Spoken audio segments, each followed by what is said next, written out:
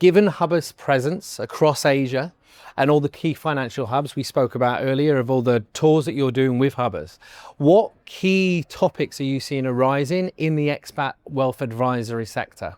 So I think there are three distinct trends at the moment. So one is obviously everybody's favorite topic around AI. So that affects all of us. There are obviously a lot of positives to that, but also potentially negatives for individual advisors. I think another big topic is around the concept of optionality. So we all live in the demented Trump world. So I think people want to have more options. So that could be around residency, it could be around where they book their money. It could also be about tax. So there's a whole bunch of questions, I think, that are more front and center in people's conversations than ever. I think the other problem that people struggle with at the moment is around the next generation. So we're all getting old. A lot of kids may or may not be interested in getting involved in the family business. So when it comes to thinking about transferring money to the next generation, that's a big problem for advisors, because most kids don't want to go to the same tailor their dad did. And ultimately, therefore, the advisor and the advisory firm might lose that relationship if they're not careful. So I think those are three topics that are very front and center in people's minds at the moment. One of the main things we spoke about today was global mobility and a lot of relocation abroad. Families moving around, whether that's for education, as part of retirement, or work-based. In regards to reaching out to an international financial planner, how critical do you think that is to families that are globally mobile? So Joshua, I think the world today is more complicated than ever. So obviously, if you're an international expatriate, you need to be thinking about several things. Obviously, you need to speak to a qualified lawyer.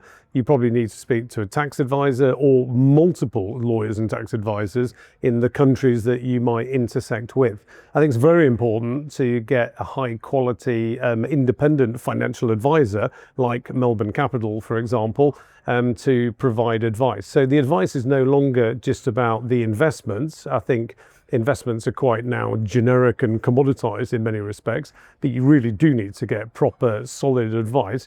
And you need to get advice and you need to think about the changing realities of the world in which we live. So getting advice probably is not good enough yet to do it once. You need to consider doing it on a much more regular basis going forward. As AI-driven platforms and self-service platforms become more available and start evolving, how do you see the future of those AI-driven platforms balanced with advisor and relationships? How do you see that growing in the future? So I think a large part of that depends on the preference of the individual. So for example, there are so many options where I can self-serve, and many of those platforms, whether it's interactive brokers or Saxo or platforms like Swissquote, are perfectly good. And there will always be clients that want to do it themselves. But I think, though, in the world in which we live today, the direct contact with an individual is significantly more important than it ever was. AI is probably not going to replace that. I think one of the consequences of AI is advisors probably get asked annoying questions by clients that think they know best.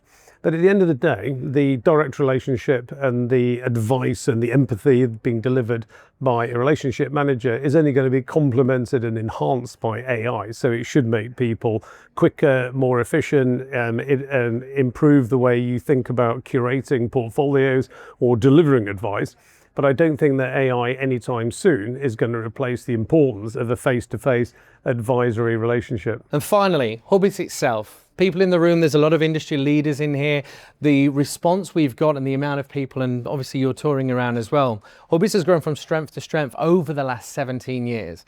Where do you see the future of Hubbis growing in the up and coming years? And are you happy with what you've seen today?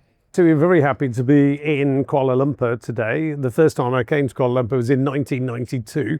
And as you pointed out, it's been 17 years now since we started Hubbis. I think we've been doing this event at least for the last 14 or 15 years.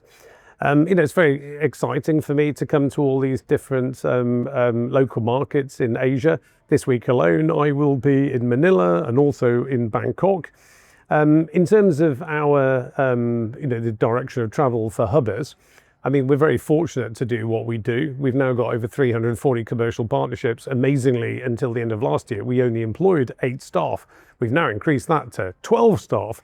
In the communities in which we operate. So we're doing a little bit more in digital assets. We also do a lot of stuff around wealth planning and wealth structuring and high net worth insurance. AI and digitization obviously factors into what we do, and it is increasingly important to all of us. And then finally, on the investment piece, we try and now provide a lot more granular content and connectivity between investment funds and product manufacturers and gatekeepers, whether they're at private banks or different types of independent wealth management firms. So for me, over the course of the next 5 years, I'm also delighted now that I have all of my 3 children involved in the business. And not only do I do it with my wife, Michelle, got a daughter based in Perth. She's responsible for our content.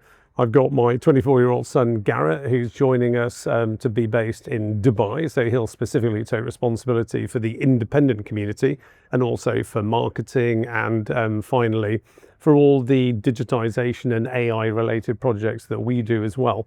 And then finally, even my 20-year-old, who, believe it or not, graduates from Durham, where she's studying economics in June, is going to be coming to Hong Kong, and she's going to be running 2 things. She's going to be running the de facto head of our office in Hong Kong and North Asia. She's also going to be running that digital assets piece. And then finally, we're also building a next generation connectivity as well. So that's specifically relevant because the biggest business we have is around compliance, learning, and professional development. And we also want to move that in the direction of the end client.